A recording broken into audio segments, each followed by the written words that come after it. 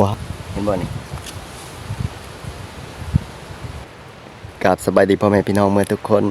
มาสาป่าพี่น้องหากินตอนแรงพี่น้องเอ้ยเลิกจากหัวจากสวนแล้วก็มาหาแนวกินสิมาบ่พี่น้องสิมาสาป่าน้ำขอนอยู่วางนี้แล้วก็สิหาเบิ่งปลาไหลพร้อมพี่น้องสิมีหรือบ่รุ่นน้องข่อยได้พี่น้องมาพี่น้องข่อยสิมาสาอยู่อันแถวนี้แหละน้ำมันเริ่มขอนแล้วบ่ฮู้ว่ามันสิมีปลาบ่พูนมันข่อยสิไปขันสาวางพูนไปปั่นคันก่อนปั่นคันแล้วจังสิมาสาว่ามาลุ้นน้ำกันพี่น้องมันสิมีบ่มีพอได้กินแรงบ่พี่น้องนี่ปลาคันนี้มันก็สิอยู่วางนี่แหละแต่ปลาไหลนี่มันมีอยู่แต่ว่ามันสิขุดบ่ได้นะพี่น้องเพราะว่าดินมันลมดินมันบ่ทันแห้งมาลุ้นน้องข่อยพี่น้องนี่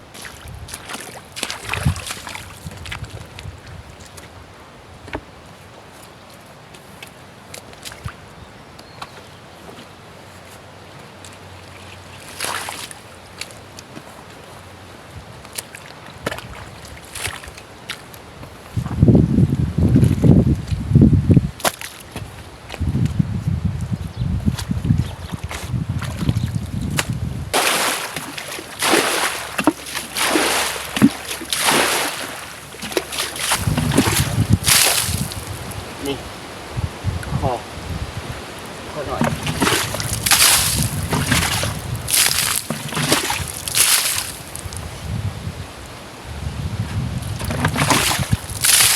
โอ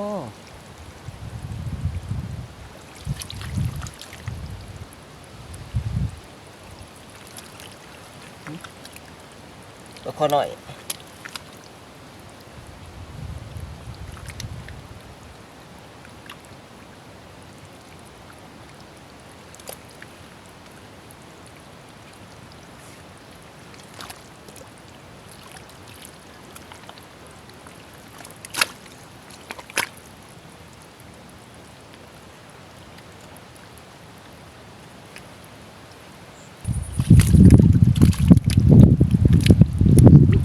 ไปเลย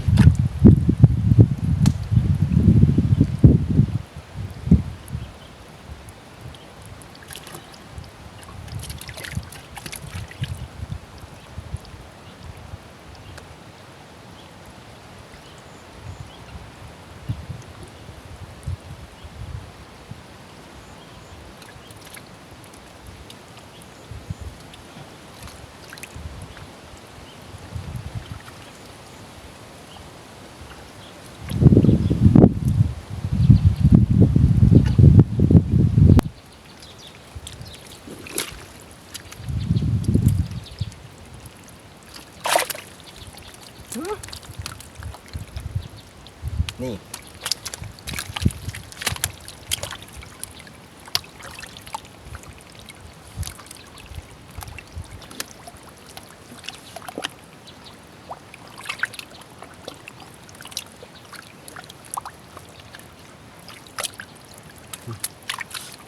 คอนี่ก็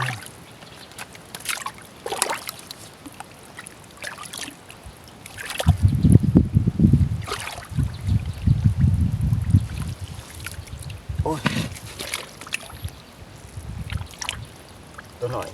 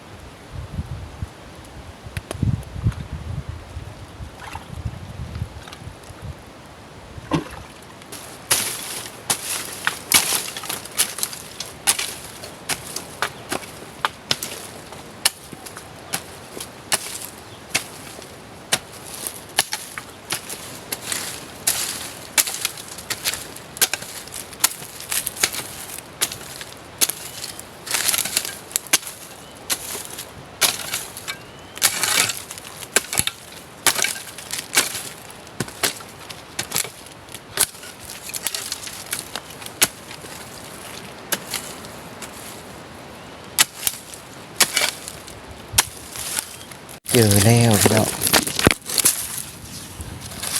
ตัวบ่ค่อยง่ายปานใดเด้นี่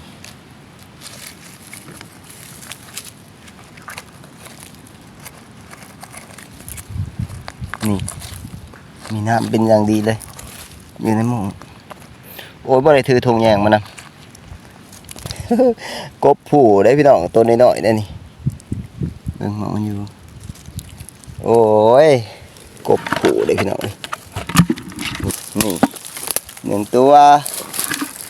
หักแข็งมาแล้วเนาะบ่ได้ถืออันนั้นมามันอยู่ในนี่มีน้ำเด้มองมันอยู่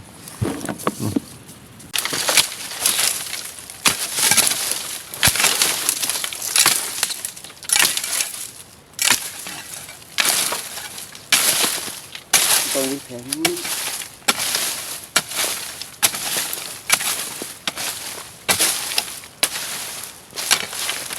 เว้ยกบหมดเสร็จแล้วเนาะ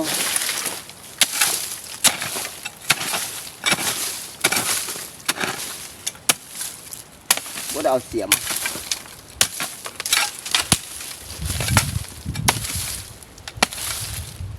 นี่เห็นบ่เห็นบ่ตัวใหญ่นิดตัวนี้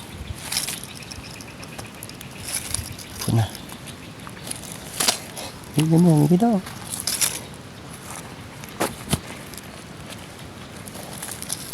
นี่มีน้ำอันทุกบ่อนนะพี่น้องว้ายตัวนี้ก็เป็นสีออกเขียวๆอ่ะพี่น้อง สีออกเขียว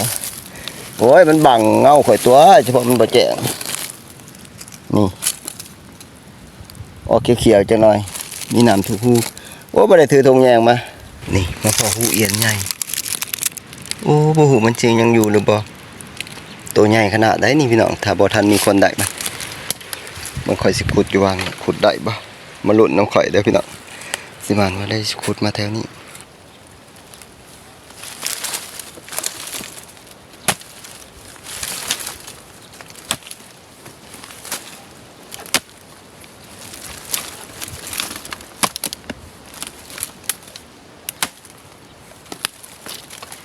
โอ้ดินยังแล้ว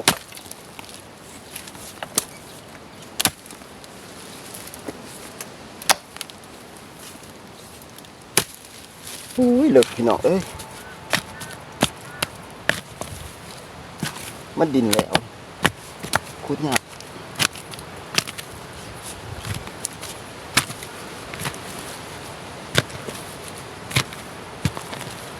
เฮ้ยเจอแล้ว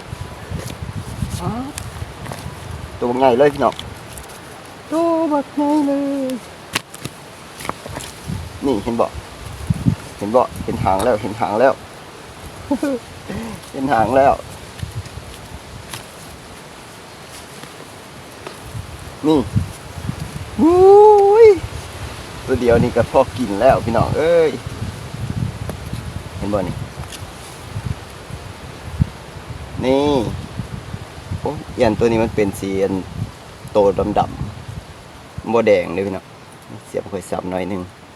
จนเลิศเห็นบ่ค่อยมาล้างวังกี้นี่เต้นดงลงไปปลาคอตัวหนึ่งไปจ้อยตัวมันใหญ่ก้อนหมูนะพี่น้องไปแล้วโอ้ยจะแม่นคักพี่น้องเอ้ยกบก็ได้2ตัวคือเป็นสีเขียวว่ากบมันเป็นจังได๋วะนี่ตัวหนึ่งตัวน้อยปลาไหลได้ตัวหนึ่งกับปลาคอหน่อยหอยสลิ1หน่วยไปเมื่อพี่น้องวันนี้ลมๆหนาวๆบ้านข่อยหนาวพี่น้องเอ้ยเดี๋ยวเมื่อค่ำสิอาบน้ำบ่ได้ไปเมื่อพี่น้องแล้วตอนนี้มื้อนี้